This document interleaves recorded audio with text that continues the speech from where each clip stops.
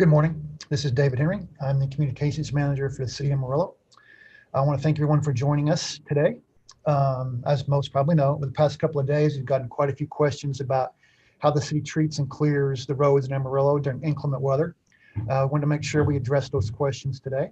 We thought the best way to do that would to bring in the expert on it. It'd be Donnie Hooper, the City of Amarillo Assistant Director of Public Works. We're just jump right in. What we'll do is we'll have some questions for Donnie, and then we'll let our media come in and ask questions as well. We'll go ahead and get started. Good morning, Donnie. How are you? Good morning. Doing well, Dave. Kind of give us an overview first. During a storm like this, like we've had the past couple of days, what does the city do to treat and clear the roads?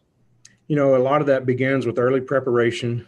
We start in October, going back over refreshers with our drivers, training new drivers that have never been a part of a snow or ice removal program, and taking care of some of those things so that we're prepared. And we generally do that at the very 1st of October because we know that sometimes here in the Texas Panhandle, we can see these storms earlier than other years. And that's been the best practice for us, again, is early October. So once we do that, then we, of course, just monitor the weather. That's the next step. And as we saw this storm approaching, beginning on about Wednesday of last week, we started looking at the models, keeping up with that. Our street superintendent, assistant street superintendent, of course, keep up with those as well as we do over here on the management side to make sure that we're abreast of those weather conditions. This storm in particular was very tricky because we didn't know what kind of precipitation it was going to bring over the weekend, if anything on Sunday and then on into Monday. We didn't know if it was going to be rain or sleet or snow or ice, and everybody was just kind of all over the table with that as far as the predictions were concerned. So we did our best guess at that to go ahead and get our sandboxes installed onto some of our trucks to have those ready to do the overpasses, and then wait to see what happens with the weather. And of course, as that came in the middle of the night, we assembled a crew at 5 a.m. and began to install the final portions of our spreader boxes into our larger trucks so we could take care of not only the bridges and overpasses that are on our jurisdiction inside the city limit, but also start to sand and salt the intersections. There's another process involved in that too, and that's we have our salt and sand bins. We go and begin mixing that material so that we have a good blend of that, where we're not just putting straight salt down on the streets, which is not good for our pavement. And we have the sand in there that gives a little traction as well. So then, of course, we started our rotational shifts. That's getting 2 shifts, working 12 hours till the storm is completed. And also, we also staff our fleet division as well to make sure that we have mechanics in the shop for when equipment goes down or we have issues with that. So that's basically how we got started with this storm. Okay. Which roads are being treated now? Is it the main roads, neighborhood roads, and what about the interstates and the loop? You know, we do not do any residential areas at all. We have everything pre-identified in a plan. It's our snow and ice removal plan. We pull that out and go with all the streets that are listed in there, which are basically all of the arterial streets, the main roads that are in Amarillo. And in this case, it's not a removal of snow. This is an icing operation. So we go to the intersections along that route and begin de-icing those as best we can. And also doing the bridges and overpasses. So we have all the arterials. We do not do residential streets, and that's pretty much a best practice of everybody around this area or in places where we get limited amounts of snow compared to if you were living in the mountainous areas where they do it a little bit different there. But that's our practice here. No residentials, just all arterials. We do not have any jurisdiction on the interstates such as I-40 and I-27 or the loop. That's all TxDOT's jurisdiction. Kind of break it down, give us some basic numbers. How many trucks are out clearing the roads? How many workers roughly? Okay, we have 8 dual axle trucks that run all of the sand routes, and those are inside the city limits on the arterials, as we talked about. Then we also have 2 single axle trucks that are responsible for just the downtown area and bridges and overpasses. So there's 10 total trucks that are running there. We have another a couple of large pieces of equipment working in the yard to load those trucks with salt and sand. And then of course we've got supervisor personnel as well that are out addressing issues. So total of about 17 per shift, and again, 2 shifts, so around 34, 35 people, depending on the severity of the storm. That number does change from storm to storm. Okay. We've had some folks say, like other cities like Denver, Minneapolis, which you kind of mentioned earlier, clear snow from their roads better than Amarillo. Is it a matter of the city not having proper equipment to take care of roads, or is it just a different situation? It's just a different situation. And I've been doing this for, 25 years, and that question comes up a lot. And it's a very good, valid question. In the mountainous areas, you're going to see snow continually. It happens throughout the winter.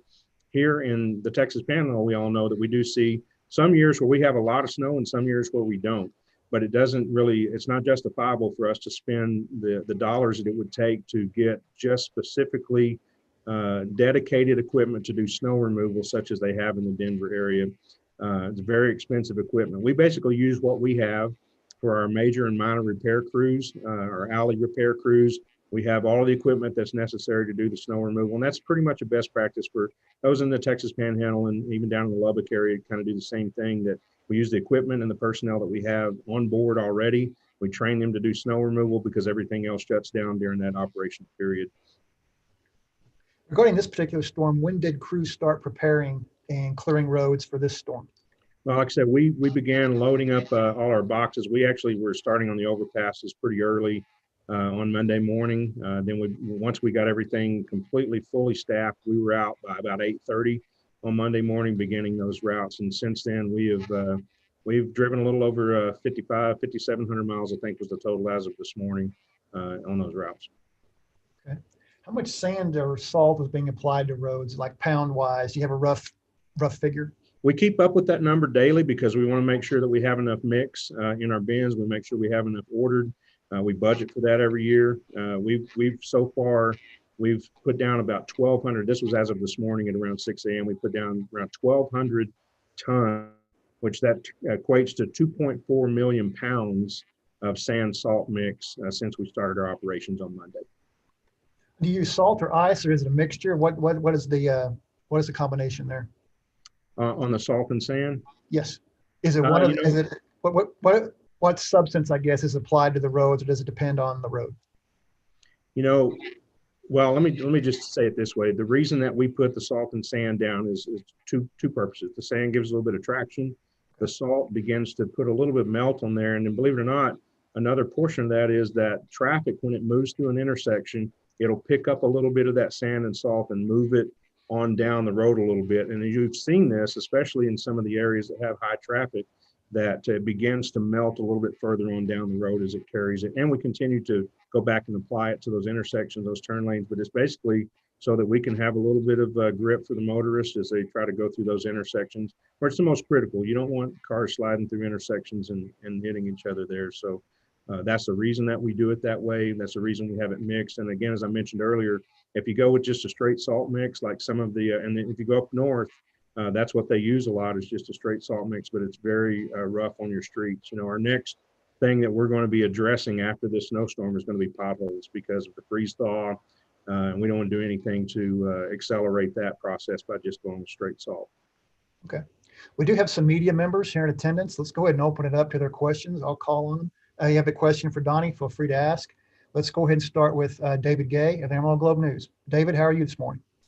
I'm good. Good morning, everybody. I guess my first question is, does this, I know I spoke with a representative of the National Weather Service yesterday, and he was talking about the waves of this storm, how this had 3 significant waves, a Sunday night, Monday morning, Monday night, Tuesday morning, and then Tuesday night and Wednesday morning.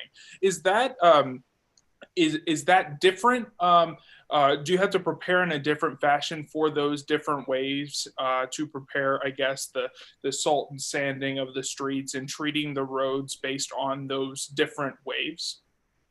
David, good morning. That's a great question. And it's something that we're working on now. As a matter of fact, you talked about, we saw a rain forecast, we saw a sleet forecast, we saw a winter mix forecast. Now we're seeing a snow forecast that we've got our eye on for this afternoon.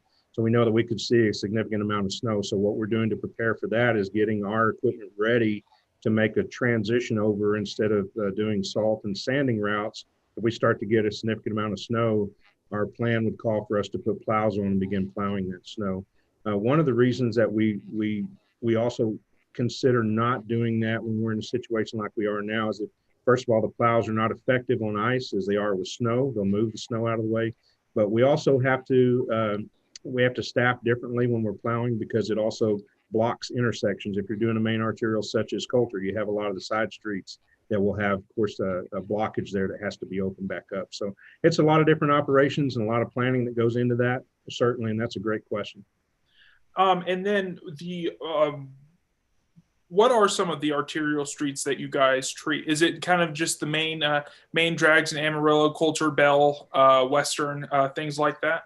Yeah, you can just pretty much go down I-40 and just start at one end and go to the other, as far as, you know, Soncy and Coulter and Bell, Western, just keep on going all the way to get out to Eastern Street. And then also the cross streets in there too, you know, you 34th and 45th, all the way up to 24th, Northeast 24th, et cetera. It's just all those main arterials is what we're going to cover in our plan. There's even a portion of it too, that if we receive a significant amount of snow, over 6 inches, we also have a contractor on standby to help us with the plowing operations if we go into that mode too on those arterials. Absolutely. I guess my last question is, I know that I've heard that, you know, some of those, you know, and I've gone through it too, you know, going through a neighborhood and having the ice on the road and causing your car to slip and slide. I mean, what would you say to those individuals who kind of question the reasoning of not doing the residential roads when people have to drive on residential roads to get to work for the most part? That's a great question as well. And, you know, I have to drive on the residentials also, as all of our staff does, and leaving the house, sometimes I'm a little frustrated at that too. In fact, on a high crown street on Tuesday, I was sliding off of the crown of that road because it was so slick on that residential area. But the answer to that is that it would just be a significant impact on the city budget to have enough manpower. You know, as I mentioned earlier, we have 10 trucks now running on the arterials. If you start adding the residentials in there, it would just be a great expense for something that, again, only happens once or twice, maybe 3 or 4 times a year. Absolutely. That's all the questions I have. Thank you guys, and stay safe. Thank you. Appreciate it. Listen, I want to make sure I don't miss anybody. Brandon Carpenter, KVI Channel 7. If you have a question, you may ask it now. One last time, Brandon Carpenter, KVI Channel 7. We'll move on. If I'm not mistaken, Judd Baker, KAMR Channel 4. Judd, how are you this morning?